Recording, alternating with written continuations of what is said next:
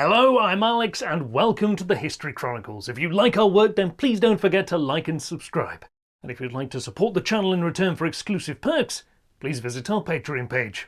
Now, on with the video.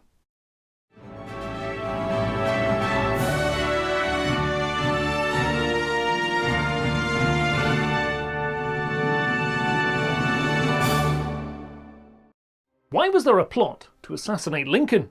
Who were the perpetrators, and how were they captured? Let's find out in today's episode of the History Chronicles. The assassination of Abraham Lincoln was the first assassination of a sitting United States president in the history of the country. The events on the 14th of April 1865 would not be the first attempt to murder the president, but it would be the first of its kind in American history to succeed. In fact, the last of the failed assassination attempts occurred just a week before the end of the Civil War, as Sergeant Thomas Haney of the Confederate Torpedo Bureau had been tasked with rigging the dining room of the White House to explode. An Illinois cavalry detachment happened upon Sergeant Haney and arrested him. However, the Union would be unable to stop the next one. On the 3rd of April 1865, the capital of the Confederacy, Richmond, Virginia, fell to Union forces, marking a decisive victory and the beginning of the end of the Civil War.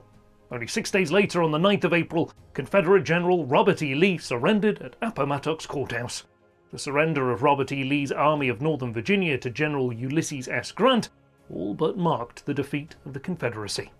Officially, the Confederacy would not surrender until the 13th of May 1865, but Lee's surrender was a huge morale blow to the Confederacy's cause, and as a result, radicalized many of its supporters. One of these supporters being John Wilkes Booth, an actor from Bel Air, Maryland. John Wilkes Booth came from a long family of actors, but unlike his father, he did not share his sanctity for life. He began killing cats and dogs before shooting a neighbour's pig, and he often butted heads with his brothers, Edwin and Junius Brutus, who held pro-Union views. Yet the event which strengthened his sympathy towards the South happened before the war, when abolitionist John Brown raided the Federal Armory at Harper's Ferry, Virginia. Booth seethed at this attempt to free the slaves, and in order for him to be present at his hanging, joined the Richmond Greys, a Virginia militia. As the war progressed, Booth rambled against the Union and Lincoln, making comments such as, "What a glorious opportunity there is for a man to immortalize himself by killing Lincoln." While Booth often talked a lofty claim, the newspaper Journal said of him at the time, no one thought Booth would ever do anything to back up his blustering talk. He was regarded everywhere as a coward. After the final performance of his acting career in Cleveland, Booth was conversing with an acquaintance and said the man who killed Lincoln would become more famous than George Washington. Not only had people declared Booth as being no more than a coward, but he would also be characterized as insane. Although these statements were made post-assassination by actors looking to save face in front of the mobs demanding justice. Booth had become serious about taking some sort of action against Lincoln, and by September of 1864 he had begun to reveal the details of a plot to sympathizers from Baltimore and Washington, D.C. Booth's original plot was not to kill, but to kidnap Lincoln during one of his visits to the theaters. The conspirators would whisk the president away to an abandoned house until they could take him across the battle lines. They would use Lincoln as a bargaining chip in their negotiations to trade him for Confederate prisoners in order to prolong the war. This plot would have been crucial to the South's war goals, as Lincoln and Grant had stopped prisoner exchanges as a result of the decreasing number of able-bodied males eligible to fight on their behalf. Yet, Booth would be unable to enact this plan, as when Lee surrendered on the 9th of April, his plans to freshen Lee's regiments were dashed. Surprisingly, Booth was present on the 11th of April 1865 when President Lincoln announced the news of Lee's surrender, along with his plan to rehabilitate the South. His plan soothed many of the fears the South had about rejoining the Union, but for some reason, Booth had not been swayed, and instead whispered to co-conspirator David Herold to shoot him on the spot. Herold refused, as it was too dangerous and possibly because it was Booth's idea, and so he should be the one to see it through. One attempt at Lincoln had slipped, now Booth would have to find another. What is remarkable is that Booth could have assassinated Lincoln during his usual unsupervised trips across the street to the War Department, where he would receive all the latest updates from the front lines. It would have amounted to less of a risk of being captured or seen. But Booth believed the man who assassinated Lincoln would be more famous than Washington, and so anonymity was perhaps not his first goal. A far better opportunity would arise to enshrine Booth's place in American history when he learned through the newspaper that Lincoln would be attending the play Our American Cousin at Ford's Theatre on the 14th of April 1865. Originally, the Lincolns were to be accompanied by the Grants, but they were unable to attend due to a change in their plans. As a result, the Lincolns would be accompanied by Major Henry Rathbone and his fiancée, Clara Harris. Booth prepared his assassination attempt thoroughly. His conspirators bored a hole into the door to allow a shot to be made through it. They also chipped the plaster by the door to allow for an impromptu barricade to be made to prevent entry into the box. By 8 p.m, Booth had gathered the conspirators in the Herndon House, a boarding house used by Lewis Powell, another conspirator. Those who attended this meeting included Booth, Herold, and George Atzerodt. Powell and Herold would be directed to go to the house of Secretary of State William Seward and assassinate him, which should be an easy task for Powell, as Seward was bedridden from a carriage accident. Herold would need to guide Powell to the house, as he was unfamiliar with the layout of Washington, D.C. Atzerodt would be instructed to kill Vice President Andrew Johnson, while Booth would assassinate Lincoln. The Lincolns and their party would be late to the play, and would not be seated until 8:30 p.m. At 9 p.m, Booth had arrived at the theatre and convinced John Peanut to hold his horse for him at the back of the theatre. He walked to the back of the stage and slipped through a trapdoor to be on the correct side of the stage for the assassination, before going to the Star Saloon at 10 p.m. to get a drink. As he left the saloon, he noticed the carriage pull up, anticipating Lincoln's departure. He re-entered the theatre and crept along the wall towards the presidential box. Instead of a guard sitting at the door, it was Lincoln's servant, Charles Forbes. Booth showed Forbes something. What it was unknown, but he did not stop Booth from entering into the box. In the meantime, Powell and Herold had arrived at Seward's house, posing as carriers who had brought medicine for him. Herold held Powell's horse while he entered the house, going up the stairs towards the Secretary of State. Frederick Seward, one of Seward's sons, intercepted Powell at the top of the stairs and demanded that he should take the medicine himself. Powell pulled his firearm out and attempted to shoot Frederick, but when his gun misfired, he beat him over the head with the gun and burst into the room. He threw Fanny, Seward's daughter, onto the ground before lunging onto the bed and repeatedly stabbing Seward 5 times in the face and neck. At this time, Private Robinson jumped on Powell, forcing him from the bed. Powell fled, stabbing Robinson along with Augustus Seward, another son.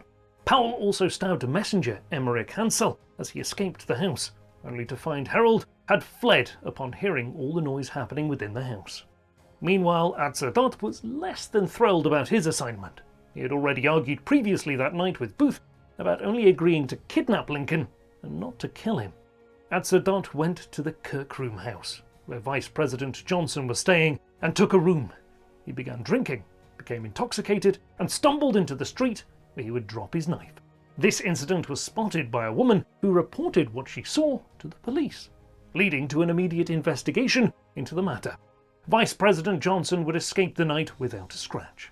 At the same time as the assassination was attempted on Seward and Atzerodt was leaving the boarding house drunk, Booth was waiting in the vestibule of Lincoln's box. Lincoln was seated on the far left-hand side of the box, making him the closest to where Booth would be entering. Beside Lincoln was Mary, followed by Miss Harris and Major Rathbone on a sofa. Booth waited patiently for the right moment, as he knew he would be able to disguise the sound of the gunshot when actor Harry Hawke delivered a line that was guaranteed to get the crowd to laugh. The time was 10:13 p.m. as Booth entered the box quietly, placing a wooden piece to block the door. He cocked the .44 caliber Derringer pistol in his right hand and held a Rio Grande camp knife in the other as he approached Lincoln. As Hawke delivered the lines, "You sock-dologizing old man-trap," Booth fired the Derringer into the lower left side of Lincoln's head, just below the ear. Because of the angle of Lincoln's head when the gun was fired, the bullet tunneled through Lincoln's brain, being slowed down by the brain matter. This stopped the bullet from exiting Lincoln's skull, and the bullet came to rest behind his right eye.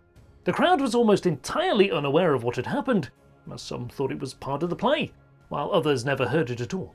Major Rathbone knew the sound and immediately saw Booth and jumped towards him. Booth slashed him with his knife and jumped off the balcony, but Rathbone grabbed his coattails, throwing him off balance as his riding spurs snagged on the flag. He landed awkwardly, breaking his left leg near the ankle. As he stood on the stage, he raised his dagger, Rathbone's blood dripping from it, as he yelled, "Sic semper tyrannis," or "Thus always to tyrants," the motto of the state of Virginia. He then shouted, "The South is avenged," and ran off the stage. Booth escaped the theatre and approached the Navy Yard Bridge, where Sergeant Silas Cobb was on guard duty with the express orders to not allow anyone to cross once it was night. Booth proceeded towards the bridge casually and convinced Sergeant Cobb that he was heading home to Charles County just south of Washington. Booth was free, but not all his conspirators were yet.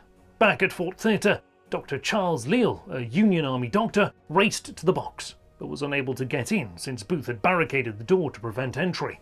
Rathbone opened the door, allowing Dr. Leal in, and he began to examine Lincoln.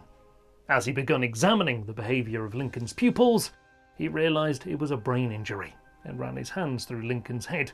Finding the hole, Dr. Leal understood the severity of the wound and determined it was fatal. It was around this time that Harold approached the same bridge as Booth and successfully argued his way across the bridge, but his fellow assassin Powell remained lost within the city. Powell remembered there was a boarding house he could go to, but failed to remember which one. At Ford's Theatre, Dr. Leal insisted Lincoln be moved so as to not allow him to die within the theatre. As Lincoln was being carried into the street, a crowd swarmed around him. Soldiers pounded on the doors across the street, trying to find an open house before seeing William Peterson's boarding house as he shouted to bring the president to his residence. As Dr. Leal helped ease Lincoln's last hours on Earth, Harold had caught up to Booth. Word spread by mouth, then messengers dispersed from the city, but Booth and Harold were 13 miles away from Washington and neared their destination of Surrattsville, Maryland, where co-conspirators John Surratt and his mother Mary Surratt had left supplies to assist their escape further south. As John Lloyd, the innkeeper of the boarding house, gave Booth and Harold binoculars and a Spencer repeating rifle. Booth bragged to Lloyd how they assassinated Lincoln and Seward. News of the events in Washington had not yet reached this far south, and Lloyd failed to realise just who had stopped by the boarding house. Mary Lincoln was distraught as Abraham's body laid unnaturally on the bed, his body too long for the frame. Dr. Leal suggested the room be cleared to allow the doctors to work on Lincoln. As it became clear there was nothing else they could do for him, they fetched Mary once more to see him. A carriage was also sent for Robert Lincoln, his oldest son, along with Lincoln's personal medical team and his pastor. Finally, Edward Stanton, Secretary of War, arrived at the scene and set up the back parlour as the command centre to investigate the assassination. As they began, multiple witnesses came forward saying John Wilkes Booth had assassinated the president. Telegraph messages ordered lockdowns, searches and patrols to look for the killers. Investigators from New York City were called in to aid in the investigation by searching and questioning known associates of Booth. After riding half the night, Booth and Harold arrived at the house of co-conspirator Dr. Samuel Mudd, who diagnosed Booth with a broken fibula and fixed a splint for him at 5 a.m. Stanton was sure he had uncovered a conspiracy to topple the top 3 executive branch members when crucial information was found in Booth's hotel room. Lincoln's health deteriorated thereafter, and at 7:22 on the 15th of April 1865, Lincoln passed away. Lincoln's killer was still at large as a cavalry detachment arrived at Dr. Mudd's house looking for Booth. Booth was only 5 miles away at a farm down the road, and Harold had arrived just in time to warn him they needed to move. The first of the conspirators would be captured at Mary Surratt's boarding house, as Powell finally arrived at the supposed safe haven. Investigators were revisiting the Surratt's boarding house when Powell arrived, claiming he was there to dig a gutter. Mary contradicted his claim by stating she had never seen him in her life. As a result, Powell, Mary, her daughter, and the rest of the boarders were arrested.